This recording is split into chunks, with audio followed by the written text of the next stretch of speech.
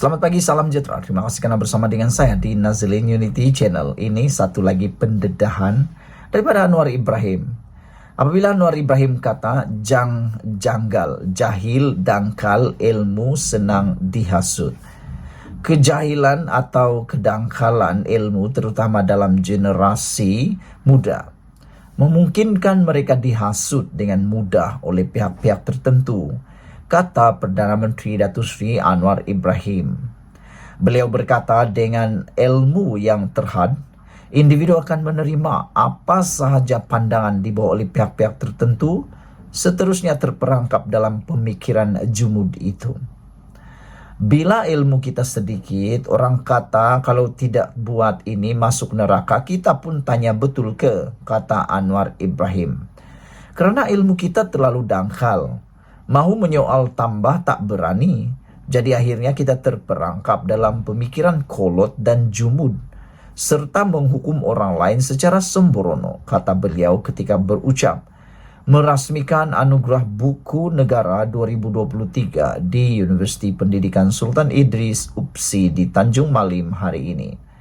Turut hadir Menteri Besar Perak Datuk Seri Saareni Mohammed, Menteri Pendidikan Tinggi Datuk Seri Zamri Abdul Kadir, dan Pengerusi Lembaga Pengelola Yayasan Pembangunan Buku Negara Tan Sri Profesor Abdul Latif Abu Bakar. Beliau berucap di hadapan kira-kira 5,000 mahasiswa UPSI yang turut menghadiri majlis tersebut.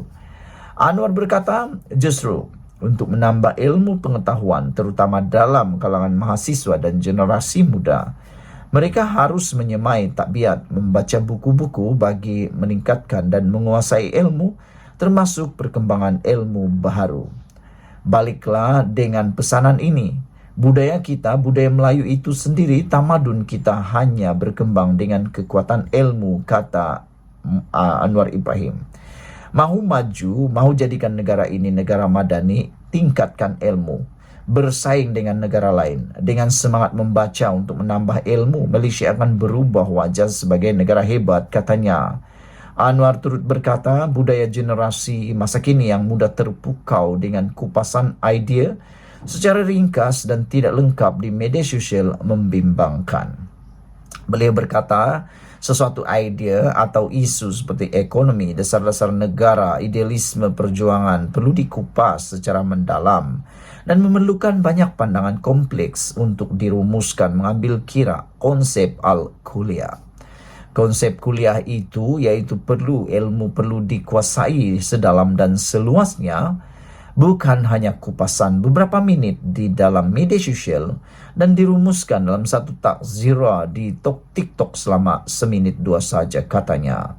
Justru kita, kata beliau, menjadi cabaran anak-anak muda pada masa kini untuk menggali lebih banyak ilmu dan pengetahuan bagi merumuskan sesuatu idea, bukannya menerimanya secara bulat-bulat saja, kata Anwar lagi.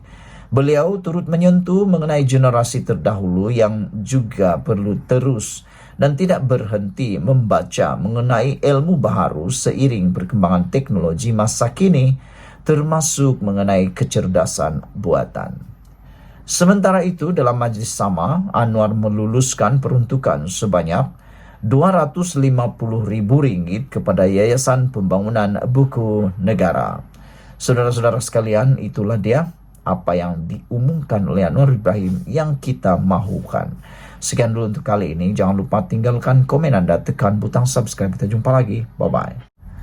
Selamat pagi, salam sejahtera. Terima kasih karena bersama dengan saya di Nazilin Unity Channel. Ini berita paling baik, paling seronok, paling hebat punya untuk seluruh rakyat Malaysia. 2 hari lagi, 3 hari lagi, Malaysia akan menyambut. Bagi mereka yang beragama Kristian akan menyambut hari ketibaan Christmas Natal. Ini pengumuman terbaik daripada Anwar Ibrahim, yaitu kerajaan mengumumkan tol percuma selama 2 hari sempena hari Christmas. Kita ucapkan terima kasih dan terima kasih kepada kepimpinan Datuk Seri Anwar Ibrahim kerana sentiasa memberikan hadiah istimewa untuk semua perayaan yang ada di Malaysia. Tidak pedulilah itu perayaan untuk orang beragama Islam, beragama Hindu, Buddha, Sikh, apalagi ya, Kristian dan sebagainya. Tetapi ini semua mengeratkan rakyat Malaysia. Diumumkan bahwa kerajaan mengenakan tol percuma selama 2 hari sempena Christmas ini. Kerajaan telah bersetuju untuk memberikan tol percuma selama 2 hari kepada para pengguna lebuh raya bagi semua jenis kenderaan bersempena dengan sambutan perayaan Hari Christmas yang akan diadakan pada 25 Disember 2023. Kementerian Kerja Raya KKR melalui mesyuarat bersama-sama dengan syarikat konsensi juga telah bersetuju dengan pelaksanaan pemberian tol percuma ini pada 23 Disember dan 26 Disember.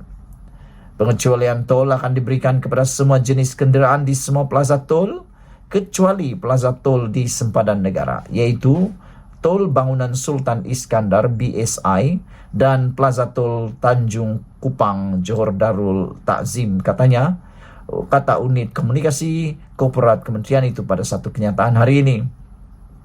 Pemberian tol percuma ini, kata Kementerian Kerja Raya, diharapkan dapat meringankan beban perjalanan semua rakyat Malaysia yang merancang pulang ke kampung halaman untuk melawat ahli keluarga dan sambutan Hari Christmas atau bercuti bersama-sama keluarga sempena musim cuti sekolah. Ini juga selari dengan hasrat kerajaan perpaduan dalam membantu meringankan beban rakyat yang merintasi kepelbagaian agama, kaum dan kepercayaan.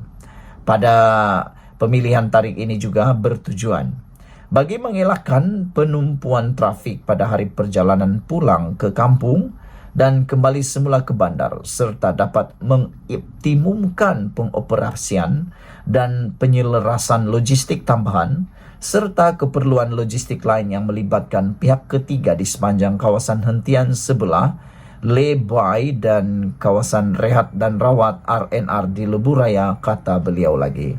Terima kasih sekali lagi diucapkan kepada kepimpinan Datuk Seri Anwar Ibrahim atas keprihatinan terhadap rakyat Malaysia yang mana ianya merentasi agama, kaum dan kepercayaan. Ini adalah selaras dan selari dengan hasrat kerajaan perpaduan bagi membantu meringankan beban rakyat.